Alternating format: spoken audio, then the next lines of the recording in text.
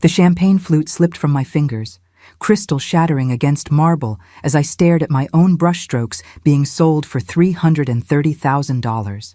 Ashley stood beside the auctioneer, radiant in designer silk, accepting congratulations for her masterpiece, while I stood frozen in my server's uniform.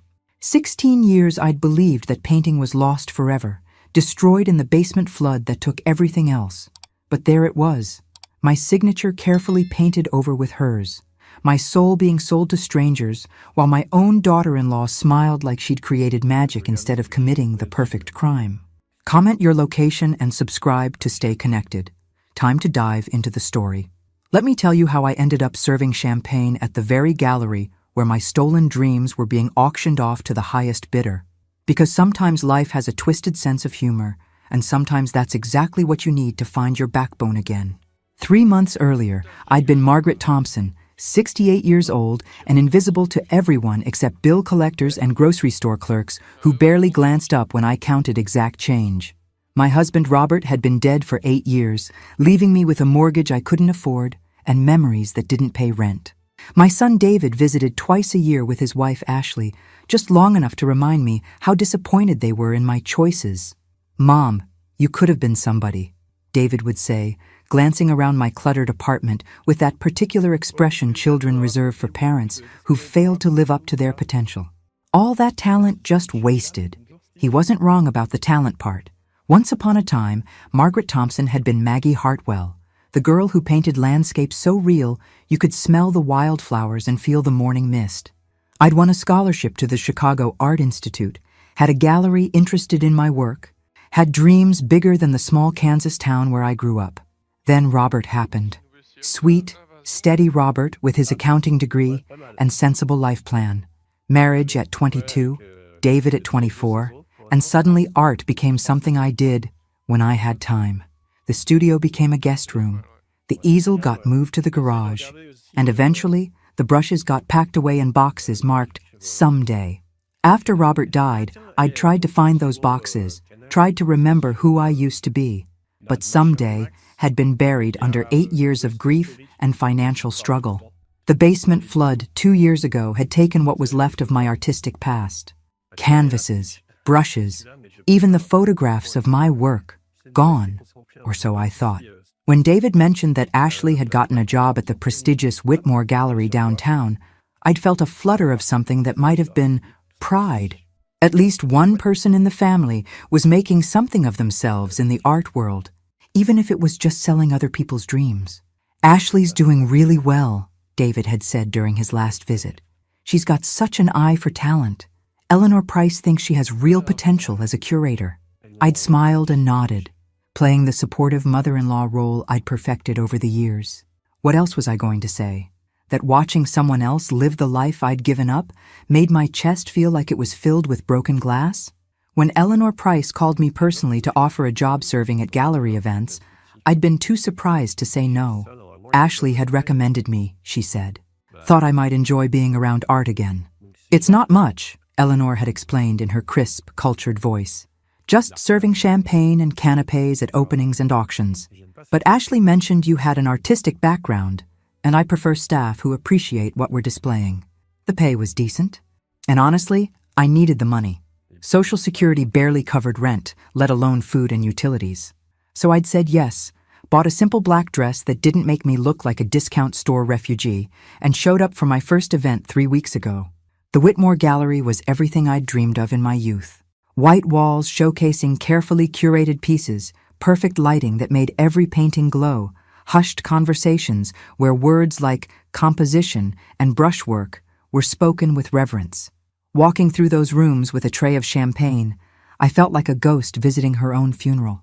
Ashley had been kind but distant during my first few shifts, acknowledging me with polite nods while she guided wealthy collectors through the exhibitions.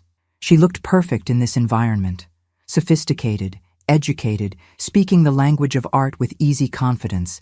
Everything I might have been if I'd made different choices, but tonight was special. Tonight was Ashley's first major auction as assistant curator, featuring emerging contemporary artists. The centerpiece was a landscape piece that Eleanor had called absolutely stunning during the preview. I'd been arranging champagne flutes for the early arrivals when I first saw it, displayed prominently in the main gallery with its own spotlight. The blood had rushed from my head so fast I'd gripped the serving table for support. It was my painting. Not similar to something I might have done, not reminiscent of my style. It was literally the landscape I'd painted of Miller's Creek in the summer of 2008, every brushstroke exactly as I remembered it. The creek winding through tall grass, the old oak tree with its gnarled branches, the afternoon light filtering through leaves I'd spent weeks perfecting. But the signature in the bottom right corner read, A. Thompson, in Ashley's careful script, painted over what I knew had been my own M. Hartwell. I'd stood there staring, telling myself I was wrong, mistaken. Maybe grief and age had scrambled my memories. Maybe I was seeing things that weren't there.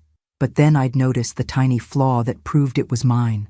A spot near the creek where I'd accidentally mixed too much blue into the green and spent hours trying to fix it.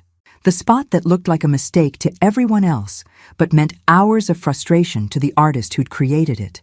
My painting, my work, being sold with Ashley's name on it. The auction began at 8, and I served champagne with hands that barely trembled. On the outside, I was invisible Margaret Thompson in her simple black dress. On the inside, I was screaming.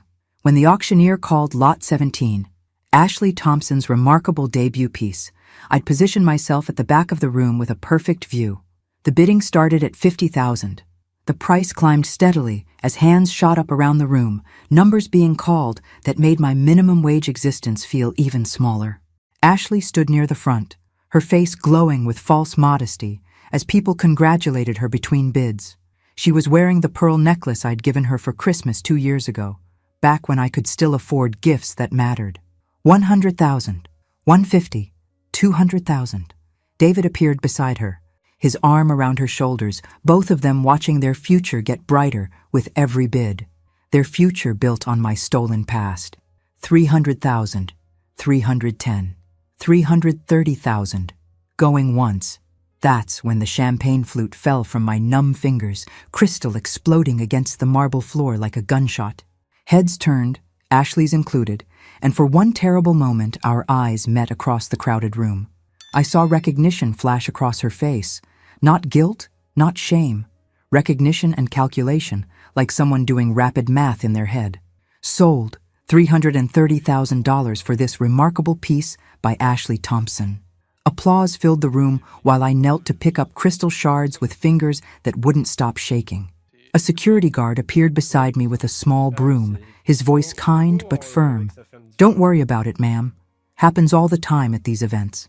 Why don't you take a break?" I nodded and headed for the staff room, leaving behind the sound of celebration and the sight of Ashley accepting congratulations for selling my soul to strangers. In the tiny break room, I sat on a folding chair and stared at my hands. 68 years old, and I'd just watched my own daughter-in-law steal 16 years of my life in broad daylight. The worst part wasn't even the money, though $330,000 was more than I'd make in a decade of serving champagne. The worst part was how good she was at it, how naturally she accepted praise for work that had cost me months of early mornings and late nights, trying to capture light the way God intended it. But as I sat there surrounded by stacks of gallery programs and empty champagne boxes, something started burning in my chest that wasn't grief or shock. It was rage. Pure, clean rage that tasted like copper pennies and felt like electricity. Ashley Thompson had made a very expensive mistake tonight. She'd assumed that Margaret Thompson, the broken woman in the server's uniform, was the same person as Maggie Hartwell, the artist who'd once had the fire to dream impossible things. Time to remind her exactly who she'd decided to rob. I didn't go home after the auction. Instead, I drove to the all-night diner on 5th Street and ordered black coffee that tasted like regret while I tried to figure out how a painting I'd watched floodwater destroy 2 years ago had ended up in Ashley's art collection. The memory was crystal clear. I'd been down in the basement looking for David's old baseball cards when the pipe burst. Water everywhere, soaking through cardboard boxes and ruining everything I'd stored down there, including the wooden crate where I'd kept my finished paintings, the ones too painful to display but too precious to throw away. Or so I'd thought. I pulled out my phone and scrolled through my contacts until I found Pete Morrison, the contractor who'd done the flood cleanup. Pete had been Robert's bowling buddy back in the day, and he'd given me a deal on the restoration work. Maybe he'd remember something I'd forgotten. He answered on the fourth ring, his voice thick with sleep. "Margaret? Jesus, what time is it?" "Pete, I need to ask you about the basement flood at my old house, the cleanup you did 2 years ago." "Margaret, it's after midnight. Can't this wait until morning?" "Did you save anything from those boxes? The ones that got water damaged?" A pause. "Some of it, yeah. Nothing you wanted to keep, you said. Told me to throw it all away." My heart started pounding.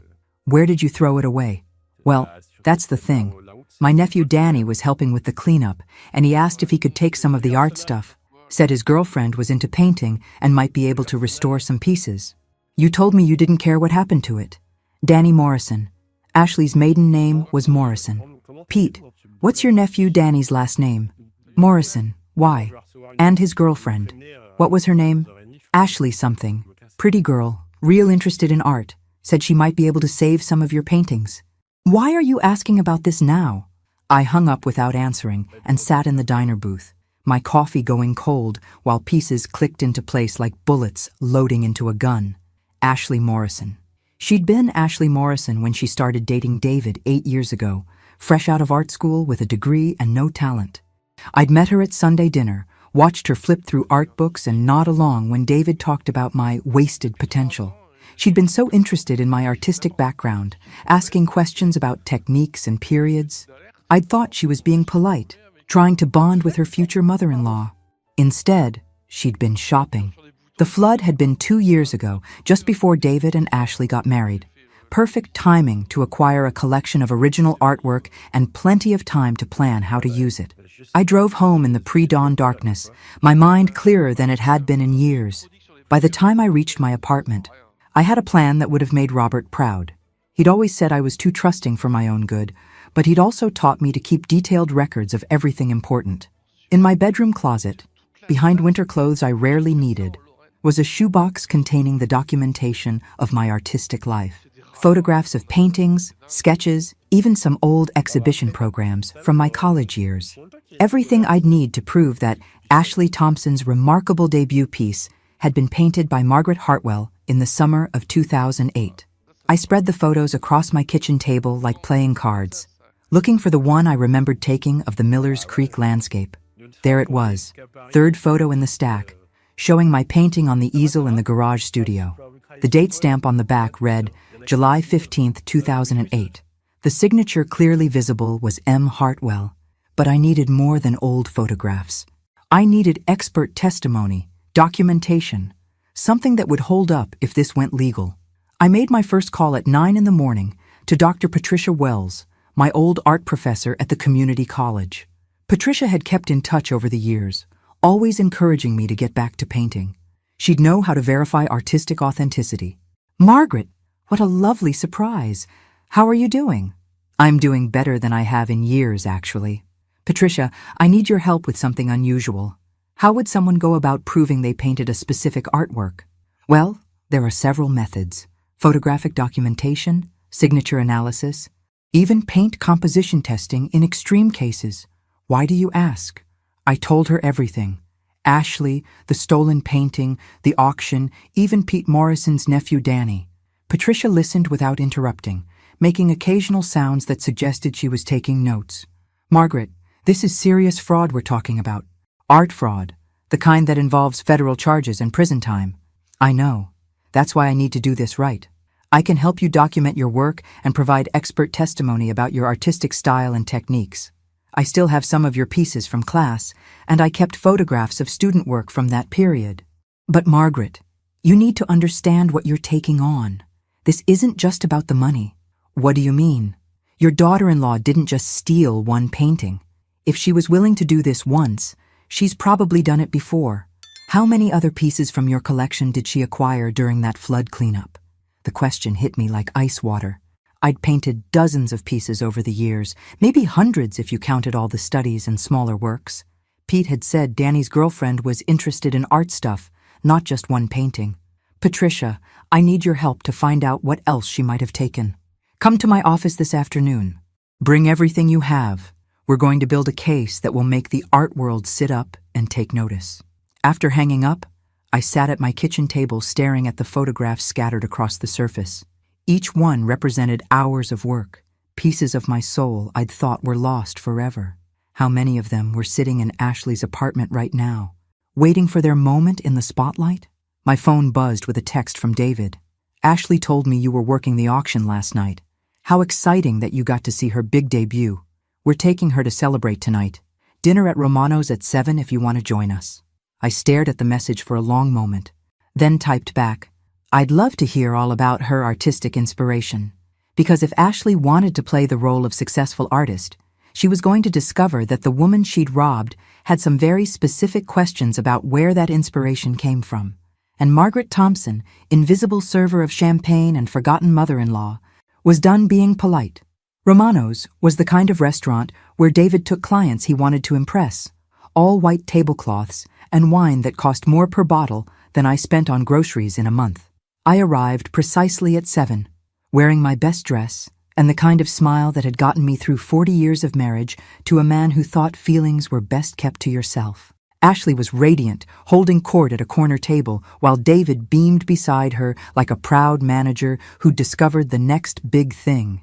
She'd changed from her gallery clothes into something soft and artistic, all flowing fabric and carefully arranged jewelry that whispered, successful creative type. Margaret! David stood to hug me, his cologne expensive and his enthusiasm genuine. I can't believe you got to see Ashley's triumph firsthand. What were the odds? Astronomical, I agreed, taking my seat across from them. Ashley, you must be thrilled. $330,000. Quite a return on investment. Her smile flickered for just a moment, too quick for David to notice. I've been working on that piece for months. It's wonderful when something you've poured your heart into finds the right home. Months, I repeated thoughtfully. Tell me about your process. Where did you find inspiration for such a detailed landscape? Ashley's eyes met mine across the candlelit table, and I saw her making calculations. How much did I know? How much did I suspect? How much could she afford to admit? I spend a lot of time outdoors, she said carefully. There's something about natural settings that speaks to me. The way light changes throughout the day, how water moves through landscapes. Miller's Creek is particularly beautiful in summer, I said, watching her face. This time the reaction wasn't quick enough to hide. Ashley's fork paused halfway to her mouth, and David glanced between us with the confused expression of someone who'd missed part of the conversation. I'm sorry, Ashley said. You're painting. It's Miller's Creek, isn't it? The old oak tree. The bend in the water where the current slows down. I used to take David there when he was little. Remember, honey? You loved catching minnows by that fallen log. David lit up with the memory. Oh my God, yes. We used to spend hours there. Ashley, I can't believe you painted our old fishing spot. When did you even see it? Ashley set down her fork with deliberate precision. I explore a lot of locations for inspiration. Sometimes I photograph places and work from memory later. That's fascinating, I said, leaning forward with the enthusiasm of someone genuinely interested. Because I could have sworn I saw some old photographs of that exact spot in my basement before the flood. Same angle, same lighting. What a coincidence that we'd both be drawn to capture it the same way.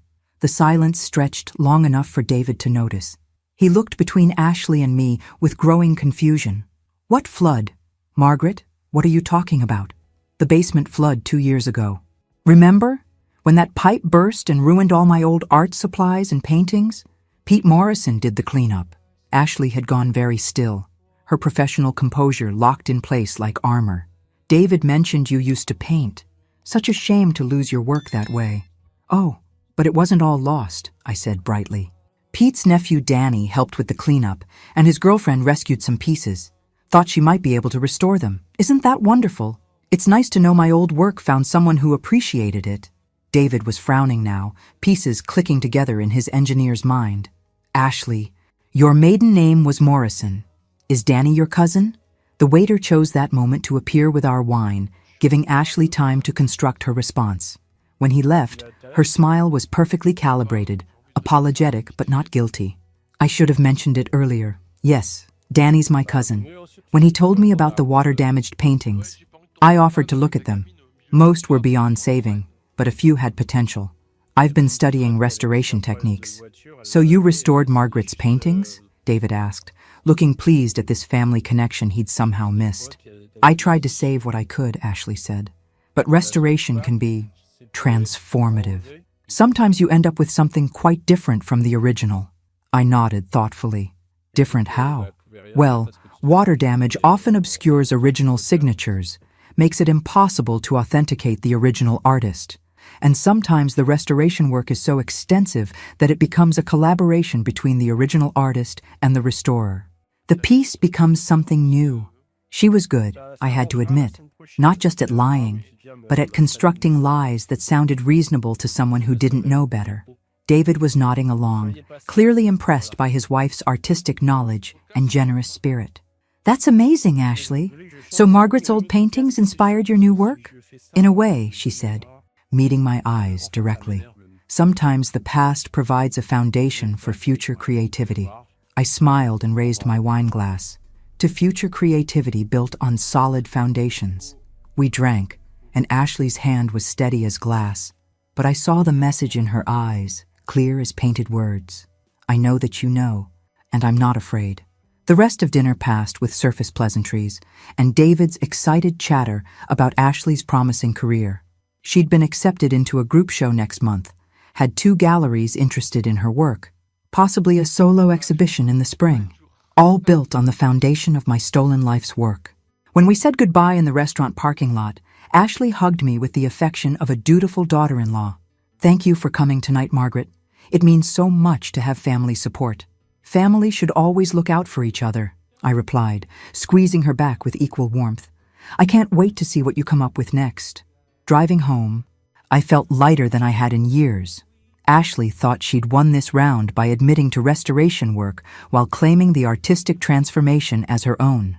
She'd constructed a story that protected her from accusations of outright theft while still allowing her to profit from my work. But she'd made 2 critical mistakes tonight. First, she'd underestimated how much I'd learned about strategic patience during 40 years of marriage to Robert Thompson. And second, she'd assumed that Margaret Thompson, grieving widow and occasional champagne server, was the same person as Maggie Hartwell, who'd once been fierce enough to believe she could paint the world exactly as she saw it. Tomorrow, I'd call Dr. Wells and share Ashley's interesting theory about restoration as artistic collaboration. Then I'd call Pete Morrison and ask some very specific questions about exactly which pieces Danny had taken from my collection. Because if Ashley wanted to play the game of artistic attribution and collaborative restoration, I was about to teach her some rules she'd never learned in art school. Starting with the most important one, always know exactly who you're stealing from. Dr. Patricia Wells's office at the community college was exactly as I remembered it from my continuing education classes 15 years ago. Paintings covered every available wall space. Some professional pieces, but mostly student work that showed promise. She'd always believed in displaying potential alongside achievement. Margaret, you look different, she said, studying me over her reading glasses. Determined? I like it. I spread my documentation across her desk. Photographs, sketches, even the detailed notes I'd kept about paint colors and techniques for each piece. 40 years of marriage to an accountant had trained me to document everything. Tell me about this restoration theory Ashley presented, Patricia said, reviewing the photographs. She claimed water damage made original signatures unreadable, and that extensive restoration work creates a collaboration between original artist and restorer, essentially arguing that the restored piece becomes a new work of art. Patricia snorted. That's complete nonsense from a legal standpoint. Restoration work, no matter how extensive, doesn't transfer artistic ownership. If I restore a damaged Monet, I don't suddenly become co-creator of a Monet. The original artist remains the original artist. She pulled out a magnifying glass and examined the photograph of my Miller's Creek painting. Besides, this wasn't restoration work. This was forgery. Look at this signature analysis. She pointed to where Ashley's A. Thompson's signature appeared over my original M. Hartwell. Under magnification, you could see the different paint layers. See how the signature sits on top of the painting surface instead of being integrated into the final layer. Your original signature was painted over, not restored. That's deliberate fraud. Not artistic collaboration. What would hold up in court? Everything you've brought me, plus I can provide expert testimony about your artistic style and techniques. But Margaret, we need more evidence of the scope of this fraud. How many pieces are we talking about? I handed her the list I'd compiled after calling Pete Morrison that morning. 23 paintings, ranging from small studies to major works like the Miller's Creek landscape. Pete remembered because Danny had borrowed his truck twice to transport everything. My God, Patricia breathed. If she's selling these at auction prices similar to the Miller's Creek piece, we're talking about potential fraud worth millions of dollars. There's something else, I said, pulling out my phone. I did some research on Ashley's artistic career this morning. I'd spent hours online, tracing Ashley Thompson's professional history. Art school graduate with mediocre grades, no gallery representation before marrying David, no sales or exhibitions in her own name until 18 months ago. Then suddenly, a meteoric rise with sophisticated landscape work that garnered immediate critical attention. Her artistic style supposedly matured dramatically right around the time of my basement flood, I continued. Before that, her work was described as promising but lacking technical sophistication. Patricia was taking notes rapidly. We need to see her other pieces, the ones she's claimed as original work. I have an idea about that. Ashley mentioned she's in a group show next month at the Riverside Gallery. I could attend the opening. Better than that, Patricia said, her eyes lighting up with the enthusiasm of someone who'd found an intellectual puzzle worth solving. I know the curator at Riverside. Helen Martinez and I went to graduate school together. She'd be very interested in questions of artistic authenticity, especially if there's fraud involved. She reached for her phone. Helen, it's Patricia Wells. I need your help with something that might be right up your alley. How familiar are you with Ashley Thompson's work? I listened to one side of a conversation that grew increasingly interesting. Helen Martinez, apparently, had some concerns about Ashley Thompson's rapid artistic development. The sophistication of technique didn't match the timeline of her supposed artistic education. There had been whispers in the art community about the authenticity of her work. Helen wants to meet with you, Patricia said after hanging up. Tomorrow afternoon at 2. She's been building her own file on Ashley Thompson, and your documentation might be exactly what she needs. Driving home, I felt the satisfaction of pieces falling into place. Ashley had built her career on my stolen work, but she'd gotten greedy. Instead of selling 1 or 2 pieces quietly and building a modest reputation, she'd created a body of work too sophisticated for her supposed artistic background. That evening, David called with his usual weekly check-in. His voice was excited, full of news about Ashley's expanding opportunities. Mom, you won't believe this. Ashley just got offered a solo exhibition at the Whitmore Gallery in 6 months. Eleanor Price thinks she could be the next major landscape artist. We're talking about a 20-piece show with sale prices starting at $50,000. 20 pieces. The exact number I'd estimated Ashley had stolen from my collection. That's wonderful, dear. Ashley must be thrilled about the opportunity to display her life's work. She's been working non-stop, preparing new pieces for the show. I barely see her anymore. She's completely focused on making this exhibition perfect. I bet she was. Creating new, original works from stolen paintings probably took considerable time and effort. David, has Ashley ever talked about her artistic influences, where she draws inspiration from? You know, it's interesting you ask. She's mentioned studying historical landscape techniques, looking at how earlier artists captured natural light and water movement. She says, understanding the masters helps her develop her own voice.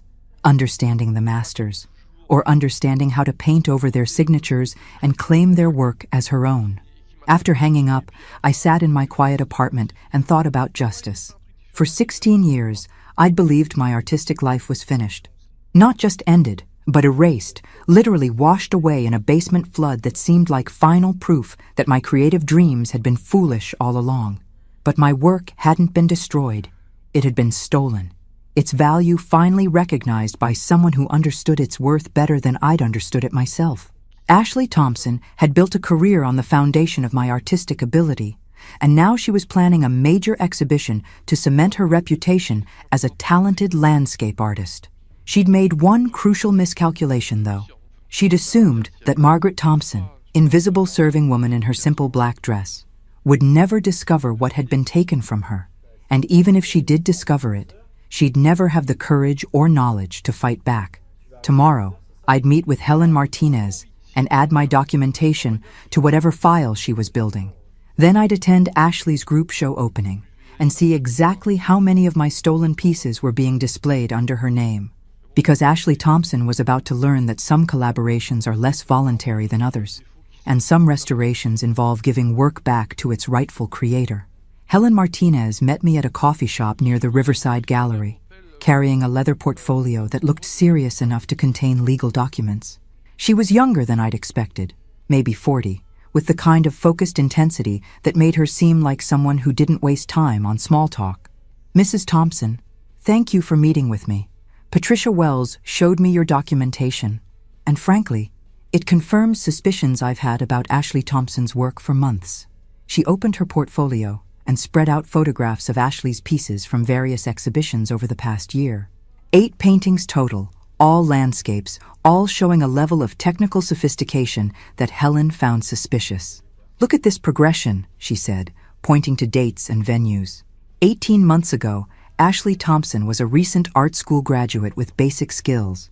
Then suddenly, she produces work like this. The photographs showed paintings I recognized, though Ashley had done enough alteration work that casual observers might not notice. My summer meadow study had become her wildflower reverie.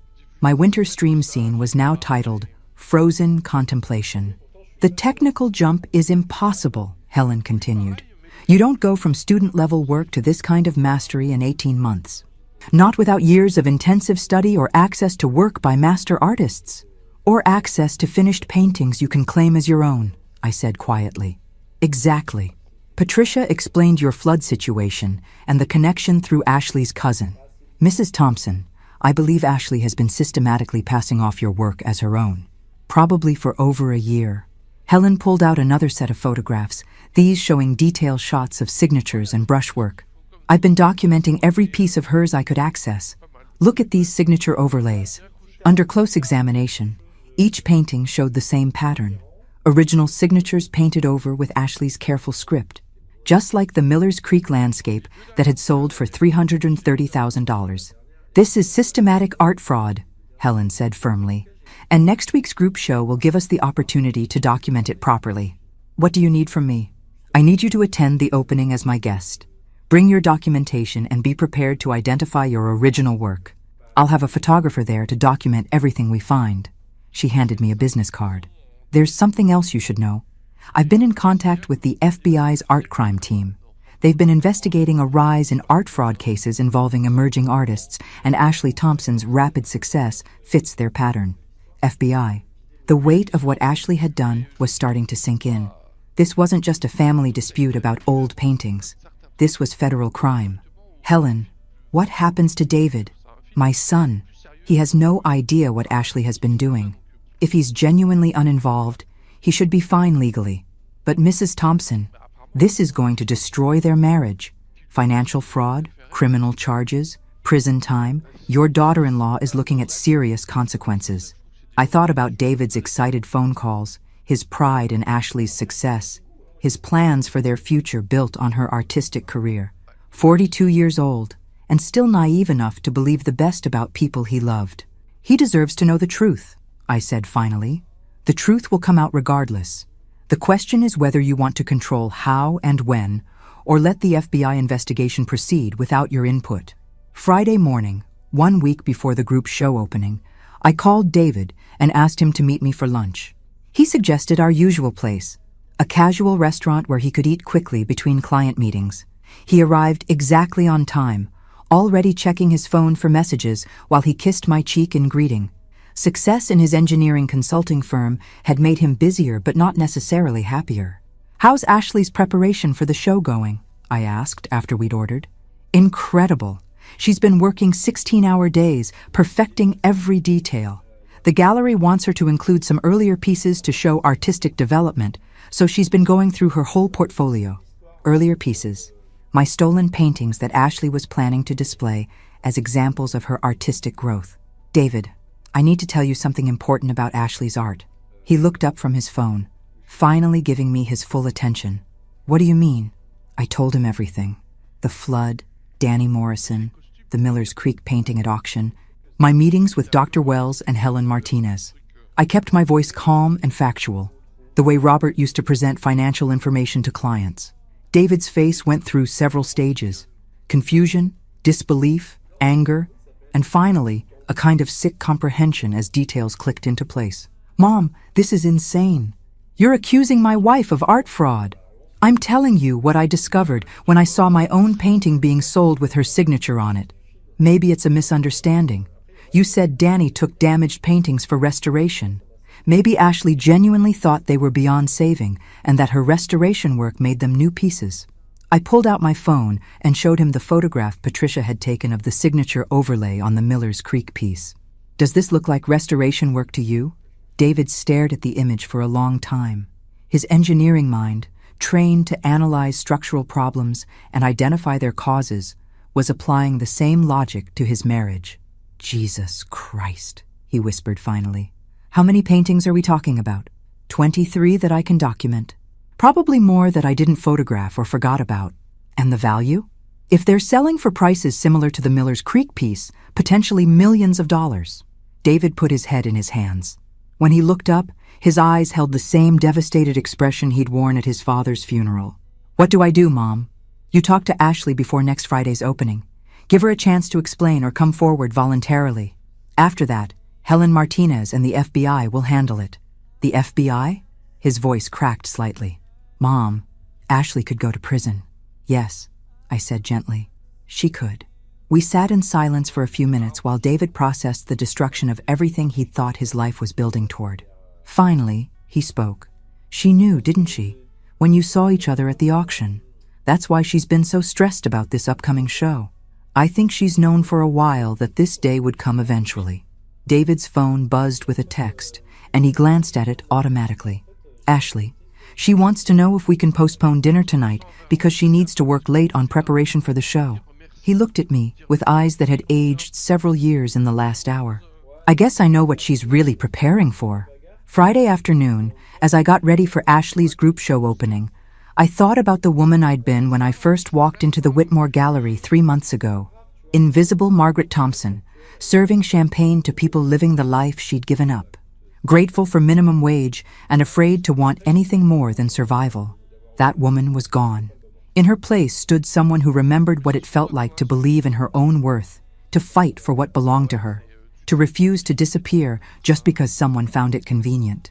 Ashley Thompson was about to discover that stealing from the wrong person can be the most expensive mistake you ever make. But first, she was going to have to explain to a room full of art experts exactly where her remarkable artistic talent had come from. And I was going to be there to help her tell that story. The Riverside Gallery opening was everything I'd expected from Ashley's world.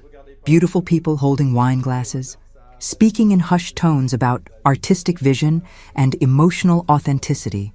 I arrived fashionably late, wearing my best black dress and the pearl earrings Robert had given me for our 20th anniversary. Helen Martinez found me within minutes, accompanied by a young man with an expensive camera and the focused expression of someone documenting evidence. Margaret, this is James Chen, our photographer. He'll be taking detailed shots of everything we discuss. I nodded, feeling strangely calm despite knowing that tonight would change everything. Around me, people admired Ashley's remarkable artistic development, while I prepared to reveal exactly how that development had occurred. Ashley looked stunning in a flowing midnight blue dress, her hair swept up to show off diamond earrings that probably cost more than my rent. She was holding court near a painting I recognized as my autumn forest study, now titled Seasonal Transition, and priced at $45,000. Mrs. Thompson!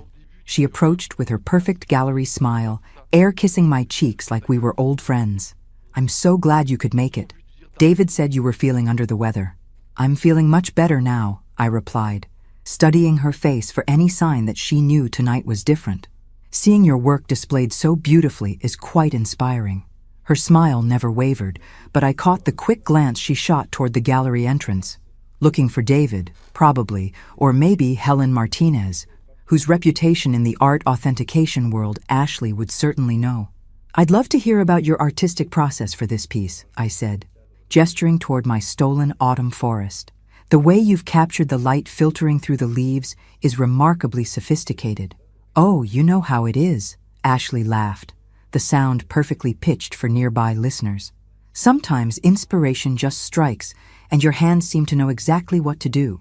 Indeed they do, especially when they've had years of practice capturing that exact lighting effect. This time her smile did falter, just for a moment. "I'm sorry?" "Nothing important," I said pleasantly. "I was just remembering how I used to spend hours in that same forest, studying how afternoon light changes the color temperature of autumn leaves." Ashley's eyes sharpened, and I saw her making rapid calculations. Around us, other gallery visitors continued their conversations, unaware that they were witnessing the opening moves of a much more serious game. "Margaret, you should meet some of the other artists," Ashley said, her voice carrying a subtle warning. "I'd hate for you to spend the evening dwelling on the past." "Oh, I'm very interested in the present, and the future, for that matter." Helen Martinez appeared beside us with perfect timing. "Ashley, congratulations on a wonderful showing. I'm Helen Martinez from the Riverside Curatorial staff. Could I ask you a few questions about your artistic development?"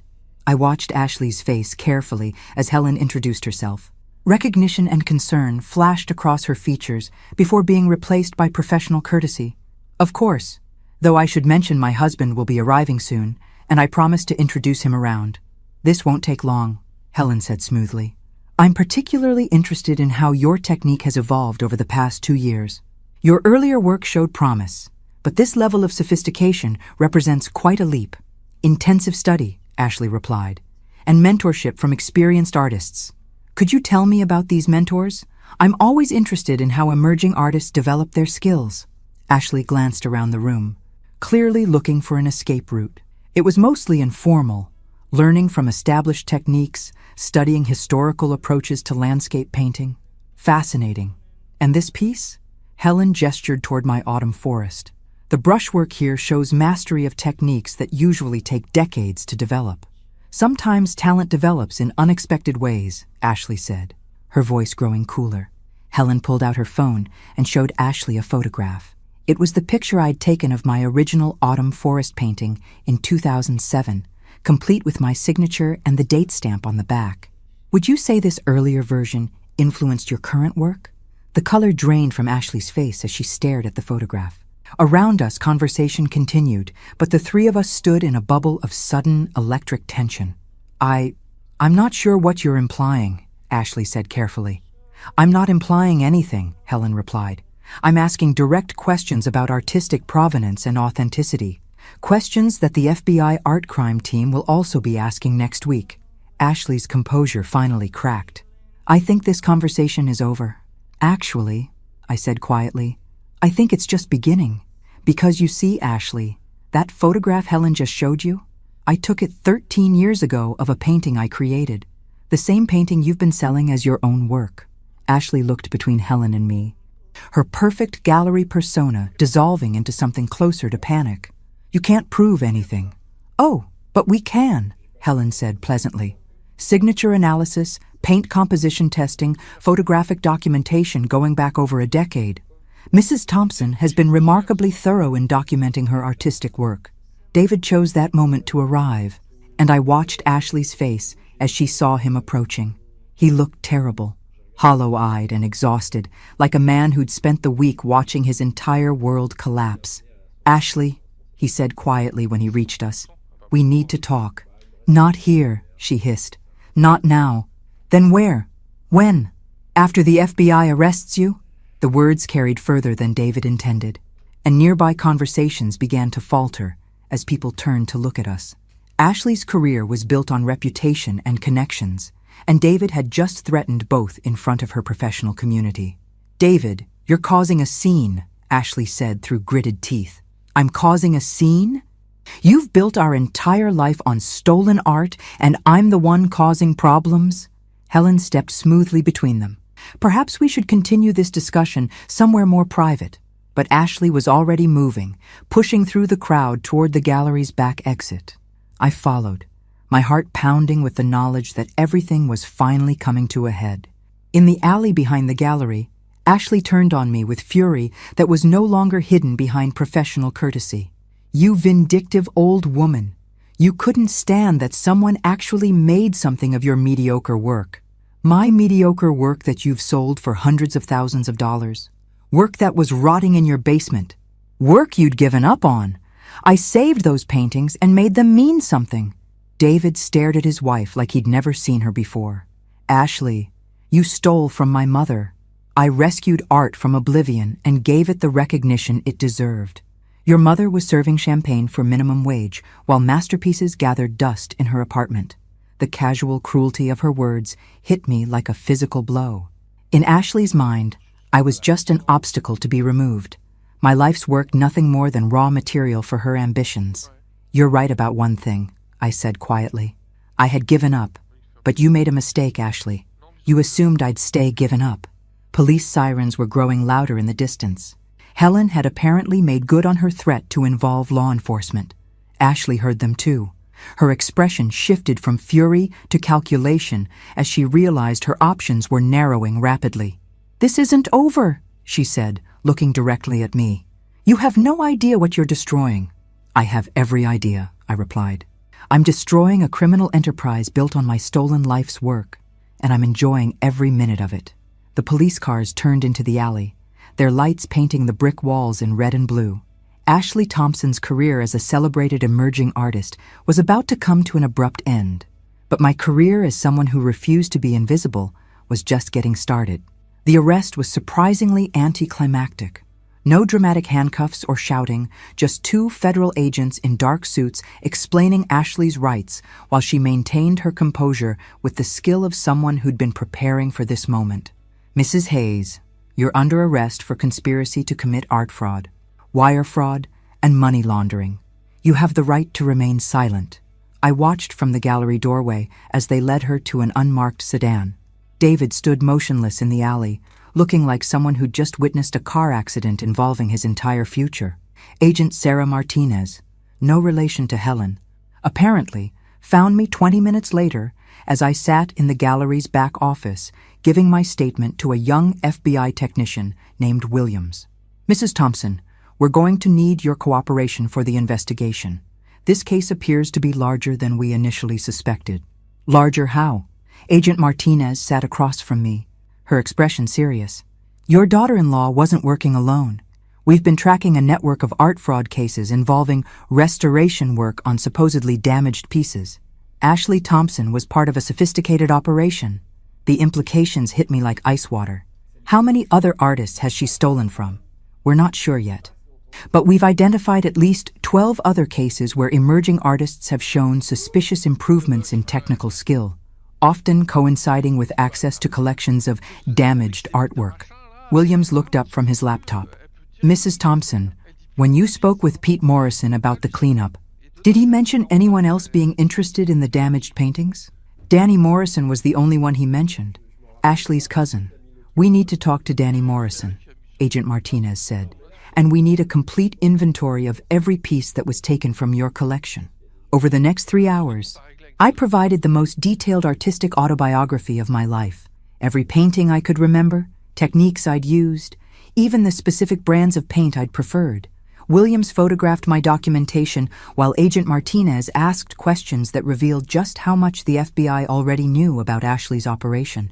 "Mrs. Thompson, did Ashley ever mention other artists she was mentoring or collaborating with?" I thought back to gallery conversations I'd overheard during my champagne serving days. "She mentioned studying with historical landscape techniques, but I assumed she meant books or museum visits." "We think she meant studying actual historical paintings that had been reported as damaged or destroyed. Insurance fraud combined with art theft, essentially." The scope of what Ashley had been involved in was staggering, not just stealing from one grieving widow, but participating in a systematic looting of American artistic heritage. David found me in the FBI office at midnight, looking like he'd aged a decade in a single evening. "Mom, I'm so sorry. I had no idea." "I know, honey. She's been lying to me for years, about everything. Her family background, her artistic training, even how we met." Agent Martinez looked up from her files. "Mr. Thompson, what do you mean about how you met?" David rubbed his eyes tiredly.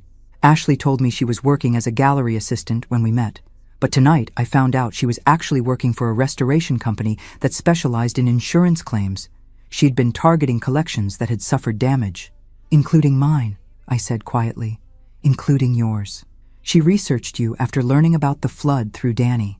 Found out you were a widow with no close family, someone who wouldn't be likely to pursue legal action even if she discovered what had been taken.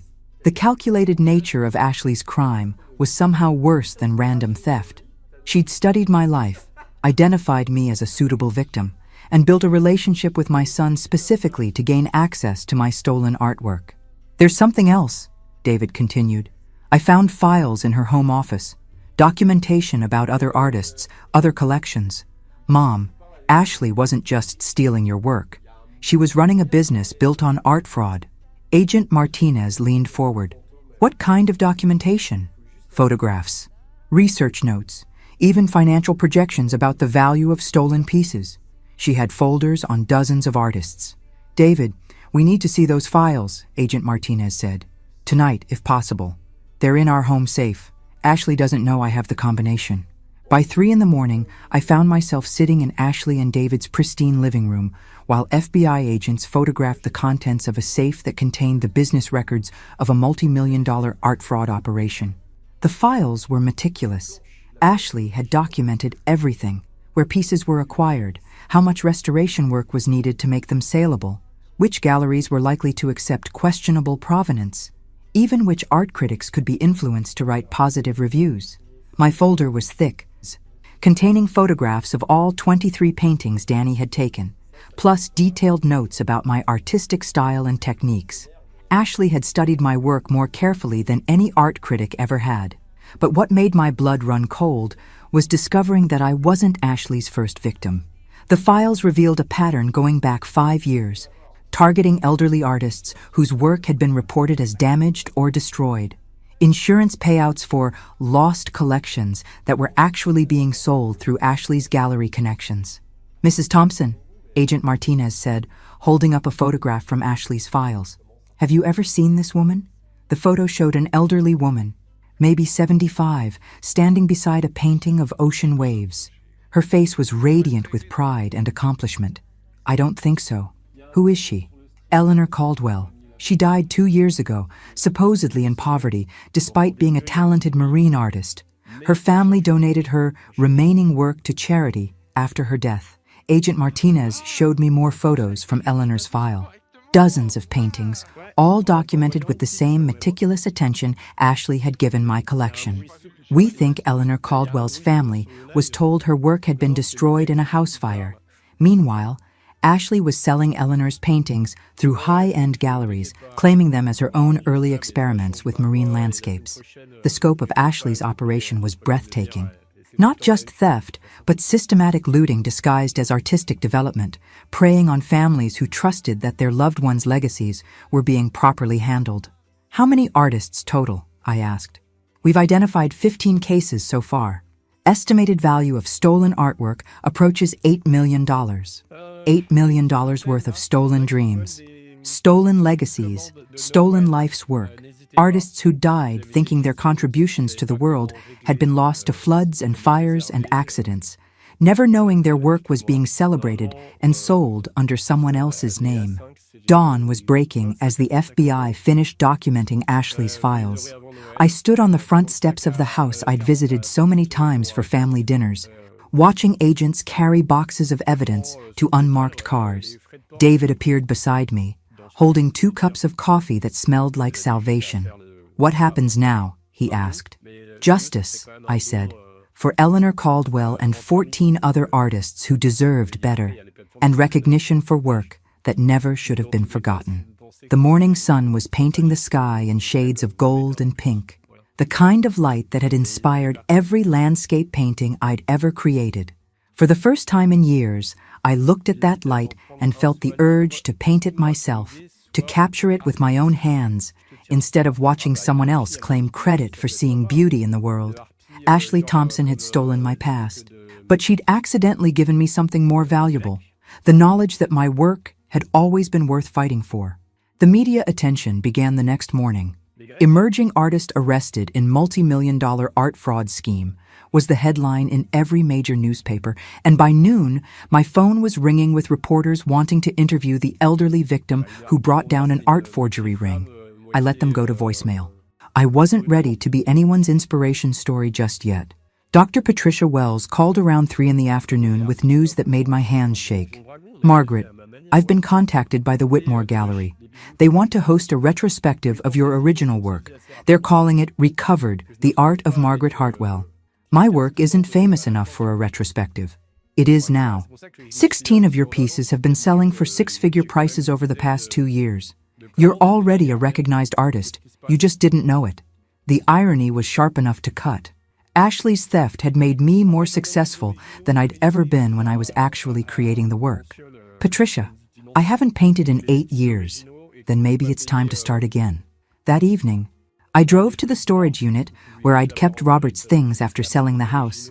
Behind boxes of his accounting files and old furniture, I found the art supplies I'd packed away after his death. Brushes still stiff with old paint, tubes of color that might still be usable, the small easel I'd used for quick studies. Loading everything into my car felt like an archaeological dig into my own past life. Who was Margaret Hartwell? Could she still exist? Or had too many years of being Robert's wife and David's mother erased her completely? I set up the easel in my apartment's tiny living room, facing the window that looked out over the city. The evening light was terrible for painting, but it was the light I had. The first brushstroke felt like coming home. I painted for 3 hours straight, losing myself in the familiar rhythm of color and composition. Nothing ambitious, just a simple study of the view from my window. But my hands remembered things my mind had forgotten. How to layer colors for depth, how to suggest texture with just a few quick strokes, how to capture light as it changed and moved. When I finally stepped back to look at what I'd created, tears blurred my vision. It wasn't my best work, but it was mine. Created by my hands, signed with my own name, belonging to no one but me. The next morning, I woke to find my story on the front page of the arts section. The reporter had found Eleanor Caldwell's daughter, who'd provided quotes about her mother's lost paintings being recovered through my case. "My mother died thinking her life's work had been destroyed," Linda Caldwell was quoted as saying. To learn that someone was selling her paintings and claiming credit for her artistic vision, it's devastating, but also validating. Mom's work was good enough to steal. I called Linda Caldwell that afternoon. She lived 3 hours away in the same coastal town where her mother had painted marine landscapes for 40 years. "Mrs. Caldwell, this is Margaret Thompson. Margaret Hartwell, I should say." "Oh my God, you're the one who brought this whole thing to light. I've been wanting to thank you. I think we should meet. All of us. All the families affected by Ashley's fraud." "That's a wonderful idea. There are things the FBI hasn't told the media yet. Things about how extensive this operation really was."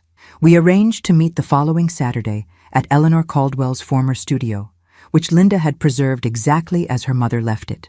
The drive along the coast gave me time to think about legacy and recognition, about how Ashley's crime had revealed the value of work that was supposed to have been forgotten.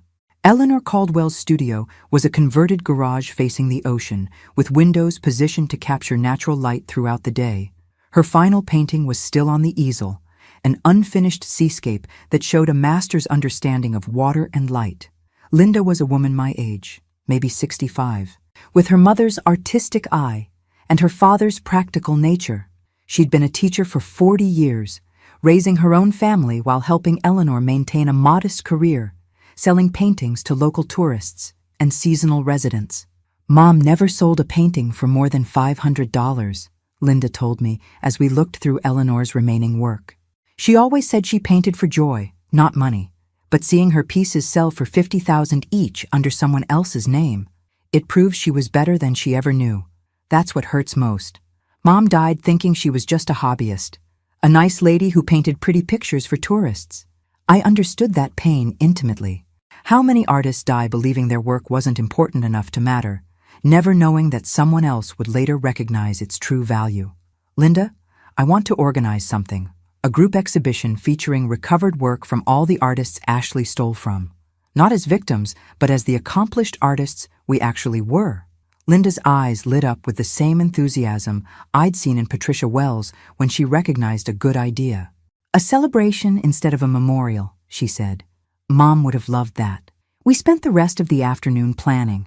Linda had contacts in the coastal art community, and I had newfound connections through the FBI investigation and media coverage.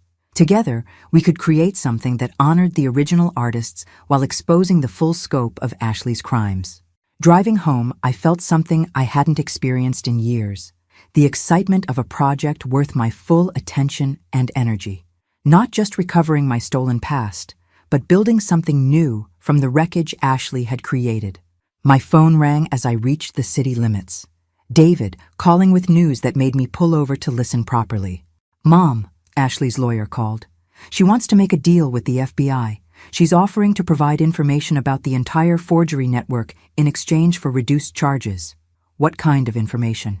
"Names, locations, financial records. The FBI thinks she was just a mid-level operator in something much bigger.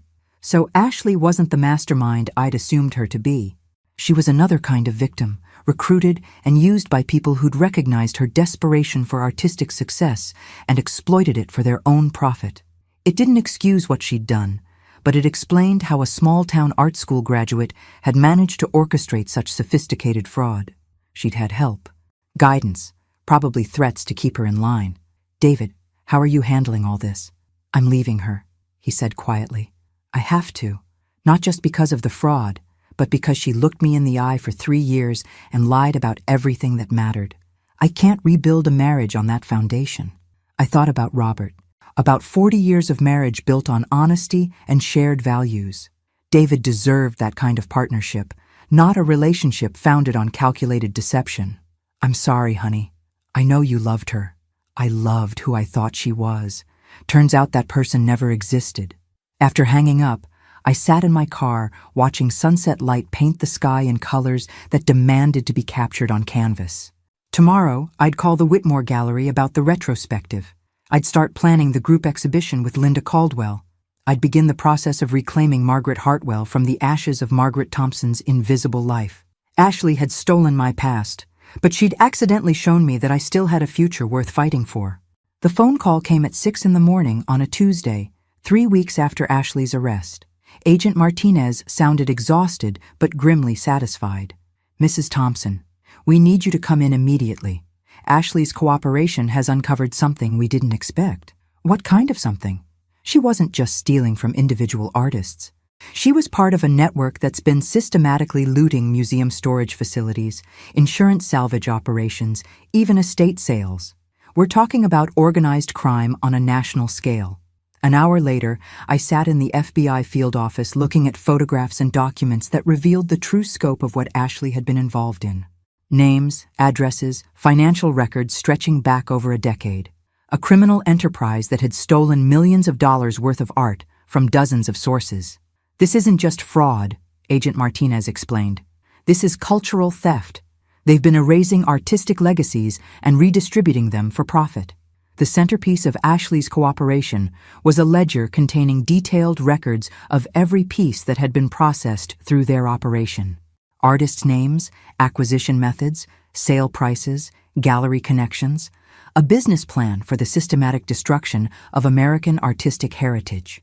"Mrs. Thompson, your case was the key that broke this open. Without your documentation and willingness to pursue prosecution, we never would have discovered the full network." I studied the photographs of other stolen works, recognizing styles and techniques from different periods and regions. Abstract expressionist pieces from the 1960s, folk art from rural communities, even some works that appeared to be from museum collections. How is that possible?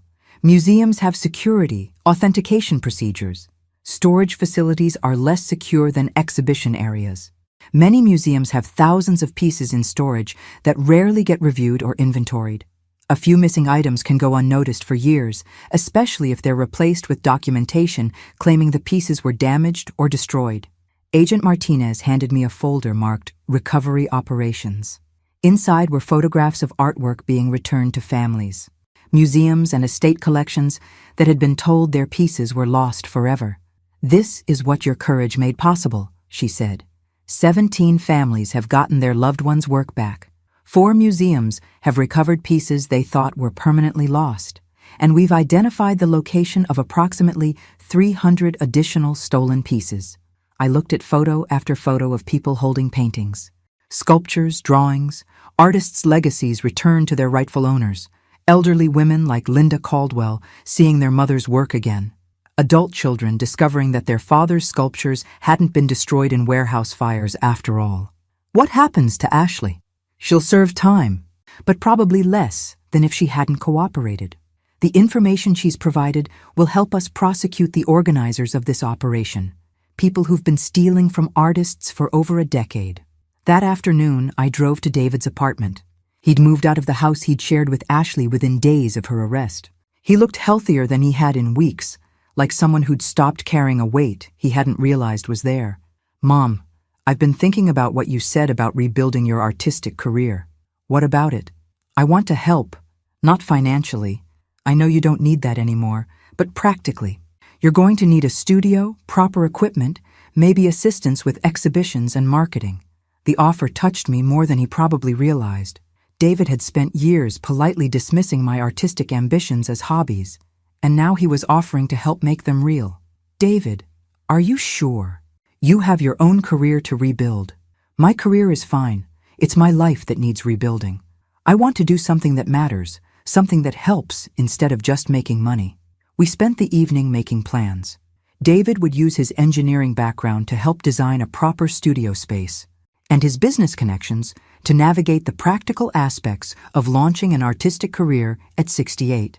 I would focus on creating new work and organizing the group exhibition Linda Caldwell and I had been planning. The Whitmore Gallery had agreed to host Recovered, The Art of Margaret Hartwell in 6 months, giving me time to create new pieces alongside the exhibition of my original work. Eleanor Price had been surprisingly enthusiastic about the project, perhaps recognizing the publicity value of being associated with a case that had received national attention.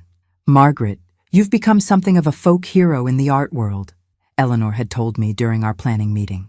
"The artist who brought down a forgery ring. People are fascinated by your story. I didn't want to be a folk hero. I wanted to be an artist. But if notoriety helped me rebuild my career and honor other stolen legacies, I could accept being both." That evening, I set up my easel and began work on a painting I'd been planning for weeks. Not a landscape this time, but a portrait. Eleanor Caldwell, painted from the photograph Linda had shown me, standing beside her easel with the ocean behind her. I wanted to capture something specific in Eleanor's expression, the quiet satisfaction of someone who knew her work was good, even if the world didn't recognize it yet. The confidence of an artist who painted for the right reasons, regardless of external validation. As I worked, I thought about legacy and recognition, about the difference between being seen and being valued. Ashley had made my work visible, but she'd tried to erase me in the process. The real victory wasn't recovering my stolen paintings. It was rediscovering the woman who'd created them. The phone rang at 11, interrupting my concentration. Linda Caldwell, calling with excitement that carried clearly across the phone line. "Margaret, I just got a call from the Norton Museum. They want to participate in our group exhibition. They're offering to host it in their main gallery, with full museum backing. A major museum exhibition, for artists who'd been told their work wasn't important enough to preserve." "Linda, that's incredible. There's more. The FBI investigation has identified 43 artists whose work was stolen by this network. 43 families who thought their loved ones' legacies were gone forever." I thought about Eleanor Caldwell's unfinished seascape, still sitting on her easel like a promise waiting to be kept. About my own work, rescued from Ashley's fraud and returned to my name. About artists whose greatest recognition had come after someone tried to steal their contributions to the world.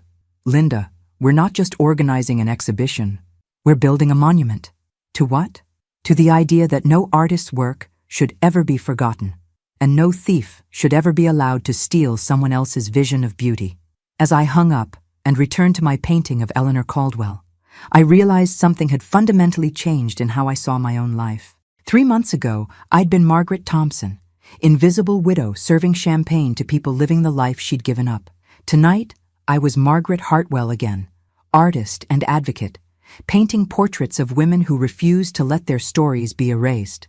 And tomorrow, I'd wake up and continue the work of making sure no one ever forgot the difference between the two.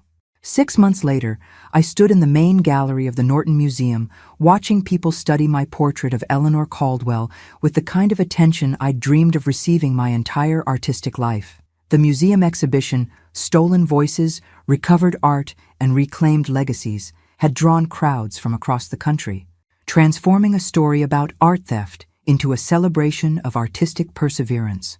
But tonight's real victory wasn't the crowds or the critical acclaim. It was Linda Caldwell standing beside her mother's recovered seascapes, telling visitors about Eleanor's 40-year career, painting the same stretch of coastline with unwavering dedication to capturing light on water. She never wanted fame, Linda was explaining to a young art student. She wanted to paint what she saw beautifully and honestly. Fame was something other people worried about. The exhibition featured work from 38 of the 43 artists whose legacies had been stolen by Ashley's network. 5 families had chosen not to participate, preferring to keep their recovered pieces private. I understood their choice, even if I'd made a different one. Agent Martinez found me standing in front of my Miller's Creek landscape, the painting that had started everything when Ashley sold it for $330,000. Tonight, it was displayed with its original signature restored and a detailed placard explaining its journey from creation to theft to recovery. Mrs. Thompson, I wanted you to know. Ashley was sentenced this morning. 8 years federal prison, with possibility of parole in 5. I felt surprisingly little satisfaction at the news. Ashley's punishment wouldn't undo the damage she'd caused, and her cooperation had been essential to recovering hundreds of stolen pieces. What about the others? The people who recruited her? Most are facing much longer sentences. The organizer, a man named Marcus Webb, got 25 years. He'd been running this operation since 2008. Stealing from artists' estates and insurance claims across 15 states. 25 years seemed appropriate for someone who'd made a career of erasing other people's legacies. Webb would spend the rest of his productive life in prison, while the artists he'd robbed would finally receive the recognition they deserved all along. David appeared beside us, looking proud in the way parents do when their children exceed expectations. Mom, the Times reviewer wants to interview you about the new pieces you created for this show. I'd spent the past 6 months painting again, rediscovering techniques I'd forgotten, and developing new approaches to subjects that had fascinated me for decades.